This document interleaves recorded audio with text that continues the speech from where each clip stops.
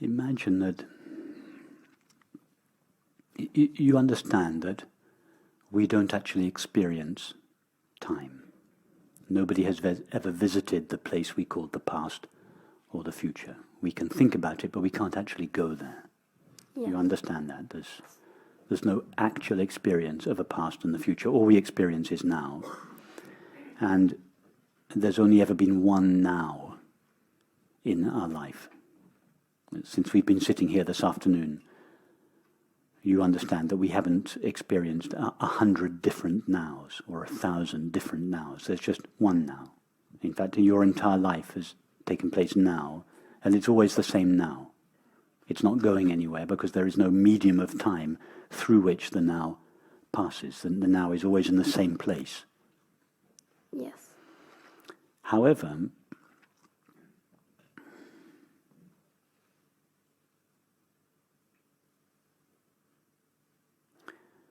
when looked at through the prism of a human mind, this eternal or ever-present now, by eternal I don't mean everlasting in time, I mean ever-present now. This eternal now, this ever-present now, this now, not some extraordinary now, but this now, the now that each of us is experiencing, the only now that anyone has ever experienced. When viewed through the prism of a human mind, appears as time. In other words, dimensionless consciousness, the eternal here and now, when it is viewed through a human mind, it appears as time and space. In other words, a human mind spreads out eternity and makes it look like time. Or thought, to be more accurate, thought spreads out eternity and makes it look like time, and perception spreads out infinity and makes it look like space. So time and space are not qualities, inherent qualities of reality. Reality is made of dimensionless consciousness, but that reality assumes the form of mind and sees itself according to the limitations of the mind through which it perceives, in this case, a human mind.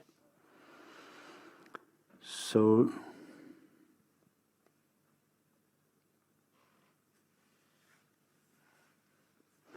from the point of view of the human mind, it is impossible for a mind to know what is going to happen in the future.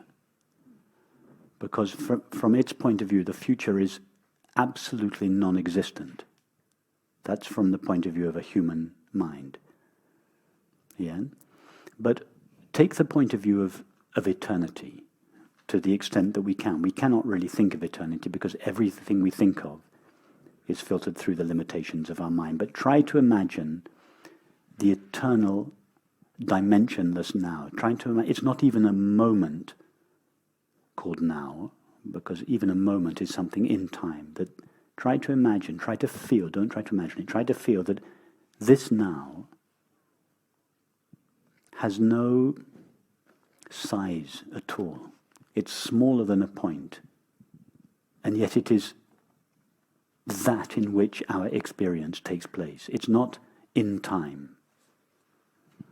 So from this point of view, experience is not spread out sequentially, one after another.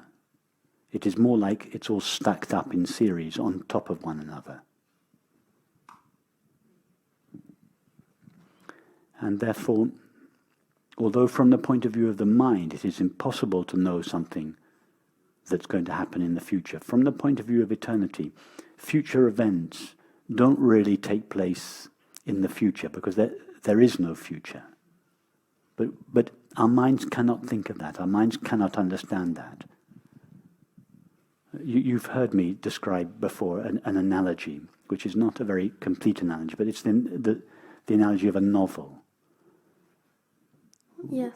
Which a novel which describes somebody's life. So the novel takes place over a period of 100 years. But the entire content of that person's life is simultaneously present in the novel. But the mind cannot access all that information in one moment. It has to read the novel page by page. So although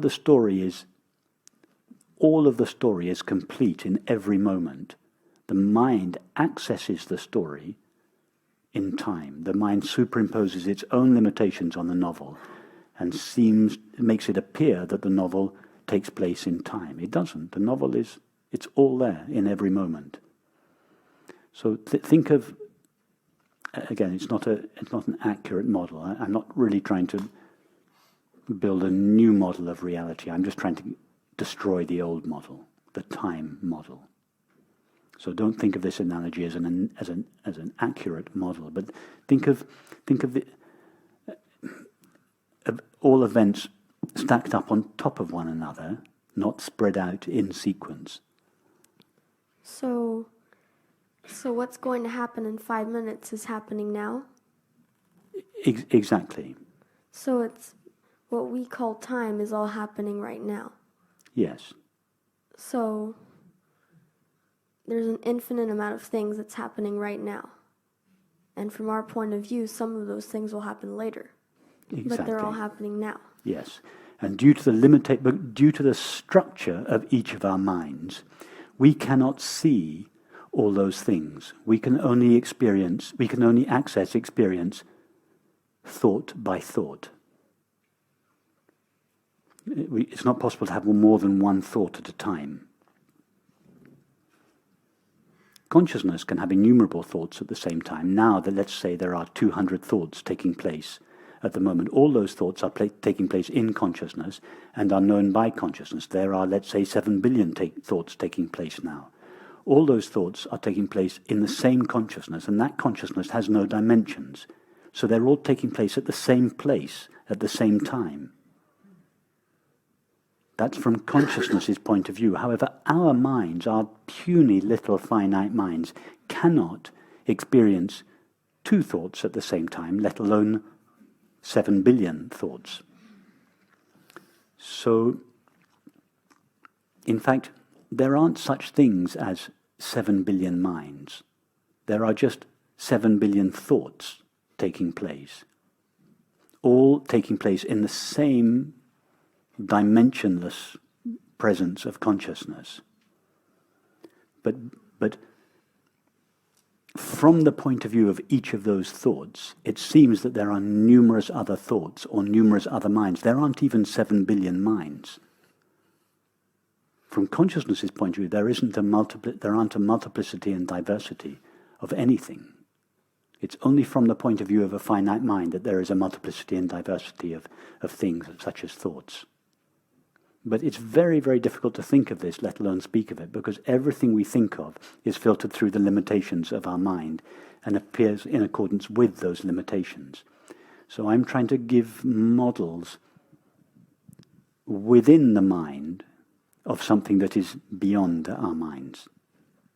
So what I'm trying to do is impossible. But what you say is very you're on the right track when you say that all time takes place now. You're doing the best we can do with the mind to try to describe in the mind something that it is not possible for the mind to understand. So we have to say things like all time takes place now.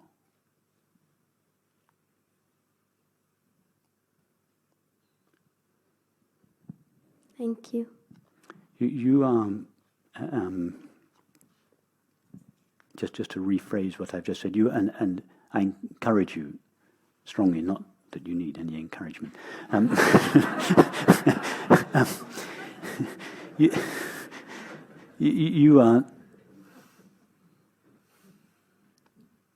You are trying to understand with your mind. We are all trying to do this. We are all here. We are all trying to understand something in our minds that cannot be understood with our minds. It's like we've all got orange sunshades on, and we're trying desperately to see the white snow. It's not possible. You cannot see the white snow as long as you're wearing orange sunglasses. The orange sunglasses, the sunglasses are the limitations of our mind, space and time. And we are all, with our minds, trying to see the reality that is beyond our limited minds. But we are looking through our minds. So just as the snow will always appear orange to one who is wearing orange sunglasses, reality will always appear in terms of time and space when we look from our point of view. And you and I and all of us here, we are trying to push the mind. We're trying to push the boundaries of the mind, because we all intuit, each of our minds here intuits that there is so much more to reality than the way things appear to be. But yet the only tool we have to explore that reality is our minds. So that is why the highest endeavor that a mind can embark on is to investigate the nature of the knowing with which it knows its knowledge and experience. Because although our minds are finite and limited, the knowing with which we know that limited knowledge is itself unlimited.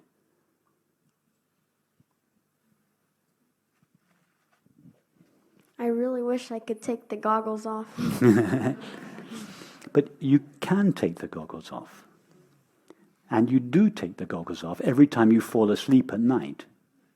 You take the goggles off. You take the activity of the mind off. But what happens then? You enter eternity, and there's no world there to be investigated. Every time we fall asleep at night, the activity of mind, that is the orange glasses, time and space, comes to an end. Isn't your experience of deep sleep always like that? Doesn't it always take less than no time at all? I don't even remember ever having deep Exactly, sleep. you don't remember it because there's nothing there to remember. There's nothing objective. In deep sleep, the consciousness loses its limitations. That is the activity of mind. And it just rests in its own being. But there's nothing the finite mind can say about that, because it has no dimensions. It's dimensionless. It's eternity. So when you say, I wish I could see the world without the orange sunglasses. Without the orange sunglasses, there is no world. It's all white snow.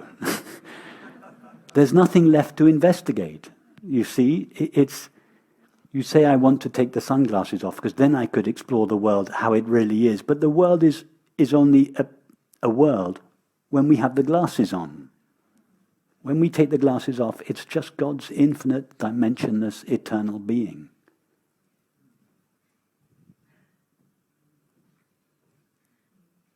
But don't let that stop you trying to explore the world without your sunglasses.